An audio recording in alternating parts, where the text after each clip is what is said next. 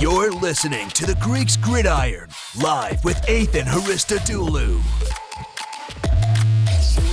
What is up, everyone, and welcome back to more of the Greeks Gridiron. I am Ethan Haristodoulou, and today on this May 16th, 2022, we are talking USFL power rankings after week 5 just wrapped up here. Going through all 8 teams, putting them from worst to first, so make sure you comment down below, my USFL fans.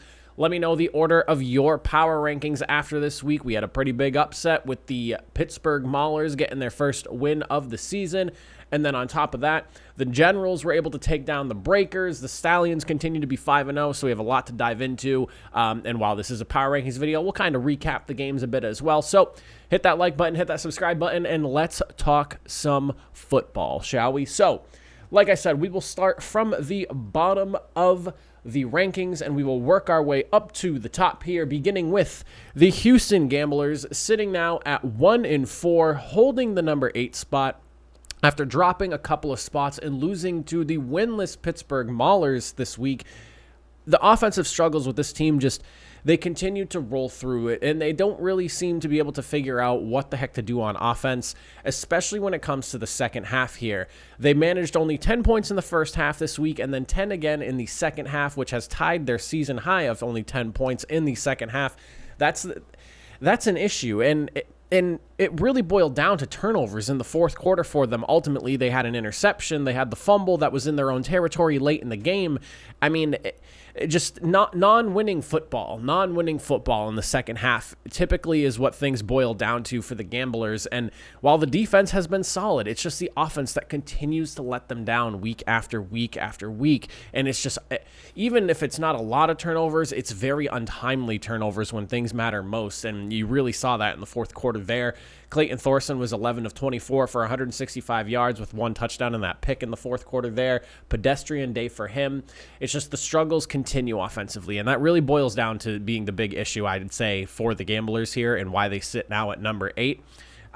I like the defense, and if they could just clean up the turnovers, and they even kind of have to an extent, if they could just not turn the ball over when the game is on the line as well, you might find a little more success. But they've got to take a hard look at themselves offensively and figure out what they're doing wrong. If it's, if there's poor play calling, if it's just poor decision making, lack of awareness of the situation, whatever it may be. But the Gamblers they just cannot figure it out offensively, and it cost them a game that they probably should have won, and they were heavily favored going into against, again, a winless team that is now sitting at 1-4 and above them in the power rankings. Next up, coming in at the number 7 spot, the team that beat them, the Pittsburgh Maulers, are sitting at 1-4, so congrats to you guys. I tried calling the Maulers wins a couple of times, and after that, I just couldn't really get behind them. And while there was a piece of me that thought, maybe this could be the week for the Maulers, I couldn't bring myself to pick them for the win because, one, I didn't realize that Vad Lee was going to end up playing a majority of the snaps at quarterback as Laletta continued to struggle. But it's good to see they finally found a glimmer of hope for quarterback now, because Vad Lee, he had the best performance that this team has seen at the quarterback position all year long. So at this point, run with him and see what he can get you. In upsetting fashion, Maulers get the win. Vad Lee was 19 of 32, 170 yards, a couple of touchdowns. He did have a pick, but overall he brings hope at the QB spot. And the return of Bailey Gaither has to be the biggest thing for this team on the offense here. He came back, had 8 catches, 108 yards, and a couple of touchdowns to boot. He is their best wide receiver, and this team offensively has sorely missed him the last couple of weeks while he's been out. The running game, though, continues to be an issue, and this is something they're going to have to work on and figure out, because you cannot have 24 carries for 51 yards and think you're going to win many football games here. Realistically, the Maulers defense ultimately forced a couple of turnovers in that fourth quarter, and it led them to being in a really good spot to win. But if you can't move the football on the ground and you think you're just going to rely on this passing game, it's not really going to work. Like, they did just come out with the win, and it worked this week, sure, because of, issues on the other team's offensive side, but that run game is lacking, and there's another team this week that also could not run the football that got completely mollywopped by one of the best teams in the league. So, and we'll get to that in a minute, but you got to find a ground game. That's probably my biggest criticism right now for the Maulers, and that was like what was supposed to be their identity. So let's get now that we have Bailey Gaither in here, we have Vad Lee, who seems to be very competent to be able to lead this team forward. Let's establish a run game here. and the Maulers can probably get to start winning some football games, because quarterback was ultimately their biggest issue, and it seems like they might have solved that now. We'll have to see going forward. It is just one game of sample size, but I would say definitely excitement for the Maulers after this week here and this big win for them. Coming in at number 6, the Michigan Panthers, a team that has just been so close but continually just cannot finish games. They had 35 minutes and 48 seconds of time of possession. They had 407 yards to Tampa Bay's 273. They had 3 red zone attempts that only amounted to 1 touchdown. They just cannot seem to get out of their own way. They dominate in so many statistical categories in some games and then just flat out lose. It went like, with the missed field goal the week prior to the Stars, and now this week you literally completely outscore and outplay your opponents, but still come out with a loss. It's the most Jeff Fisher-led team type of thing I think I have seen in the USFL. Shea Patterson probably put together his best game of the season. I mean, and that's the other thing is, like, quarterback play was better than it has been all year long. 304 yards, a touchdown, an interception that was tipped, and it wasn't even really a bad throw. It just got slapped at the line of scrimmage. He had 8 rushes for 46 yards as well. Turnovers are really what cost this game at the end of it. I mean, they had 2 to Tampa Bay 0, but it's crazy how effective the Panthers can play, and yet they still find the way to lose instead of the way to win. I don't understand how their path of what they're doing in the game leads them to losses. It's pretty bizarre, but they're sitting at 1-4. I would have to say they're the best 1-4 team of the 3 so far, because while the Gamblers, they just struggle offensively, the Maulers up until this point have had no real offense themselves. Michigan has found success. It's just they can't close out. So I think that they're the best 1-4 team right now, sitting at number 6. We'll have to see how things go forward for them, but at least some promise now that Shea Patterson had a good game, albeit, no, but you know what? It was against the Tampa Bay team that's sitting at 3-2. So Patterson has his best game against one of the better teams in the league. I mean, there's some positivity to take from this. They just got to find a way to close out these games, because right now, the Michigan Panthers could easily be 3-2. Easily, and that's like at worst. They could arguably be higher than that if they could just get it together a little bit more. But 1-4 is where they sit, and they're sitting at number 6. Coming in at number 5, still sitting at number 5, they do not move. Philadelphia Stars, an epic collapse in the second half, really, when you watch the way this game turned out here. They were rolling in that first half, and I really thought we were going to see the Birmingham Stallions come up with their first loss of the year. 17-14 going into halftime. They let the Birmingham Stallions charge down the field in their opening drive of the second half, and that's when things started to really get ugly. They scored all their points in that first half, and then this is literally every single drive going from the beginning of quarter 3 to the end of quarter 4. Punt, fumble, punt, end of game. I mean, they were averaging like 3 yards a play, it felt like, the entire second half. We really did not see much from the offense. You couple that with the fact that they essentially flat out ditched the running game in the second half, which is basically what got them in the position they were. They were completely steamrolling the Stallions defense. I don't understand how that happened. You were dominating on the ground. That's where all your points were coming from. And then in the second half, you come away with just 1 rush that equaled a fumble. And that was it. They ran the ball 1 time in 2 quarters of play. 1 time. Case Cookus was dropping back the rest of the way, trying to make stuff happen. And respect to him, because he had a pretty solid game, but you went from dominating in the first half. You ran 32 plays because of that ground game, just pounding away at the Stallions defense. And then you run 18 plays in the second half, and 1 of those 18 was a run. I don't know how that ended up being the adjustments they made coming out of halftime. And it's not like they were trailing for very like they were down 1 score for the majority of the second half. Like, the Birmingham Stallions scored late to really separate the game. There was no need to feel like you were like you're playing like you're down 14 or you're down 21. Like you would have thought they were down more. It's just very bizarre to me. Very bizarre to me. And then that's why I have them at number 5 still, because they probably played the best out of all the losers, but lost the worst. Just because they just went away from what they were doing that was so successful in the first half. I really think the Stars are better than that, and I still believe that there is a better team in Philadelphia, like in the Philadelphia Stars, than what we've kind of saw in some of their losses. And they've had some pretty tough losses where they were looking really good and then just kind of like fell apart. This being another one of those games, I still believe in them. I think that they're a really good team. We'll have to see what happens going forward from here, but just an epic collapse in the second half. Again, one rush on 18 plays in your second half after you were just steamrolling them in the first half. I don't get it. I don't know. I don't get it. But they're sitting at number 5, and that's where they'll stay for now.